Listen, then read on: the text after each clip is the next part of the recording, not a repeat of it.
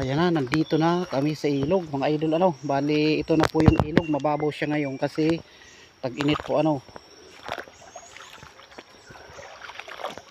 ayan, at malinaw na siya. Sana ay makadali tayo mamaya ng maganda-ganda mga idol. Ayan po, nung isang punta ako dito ay buwan po ng November, nung namalos ako ay malabo ito, walang makita.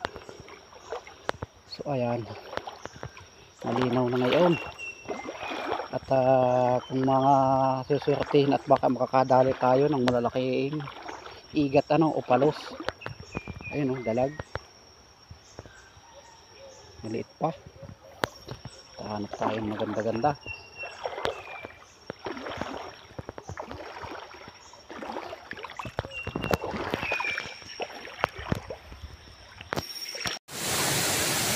Ayan na mga idol, mga lusa at mga manoy. Naka-5 tilapia na po tayo at ayos na po yon, pang ulam na. So uwi na po kami bale dito na ako mag-outro sa waterfall mga idol, mga manoy at manay, mga lods. Ayan po, ganda, waterfalls. Ayan, ito pong baba pong yan napakalalim po niyan, mga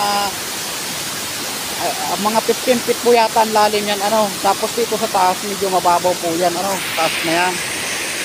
Ayan, bali galing po yan doon yan, pababa po yan, ilang bagsak po yan tapos ayan, at dyan po tayo magtatangad bukas ng gabi ng pagpalos mga idol. Ayan, at sa ngayon po wala po kaming pamain, kaya nakapag-decide na kami na umuwi na ng aking kapatid. At mag-aalnaw lang po kami at uuwi na din kami mga idol. Nakahuli naman ng ilang tilapia po. Ayan, ang ganda, mga waterfall.